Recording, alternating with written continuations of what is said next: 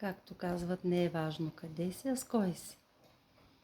Аз се намирам на 2 часа път южно от Меминген, в Швейцария, градчето Флавил.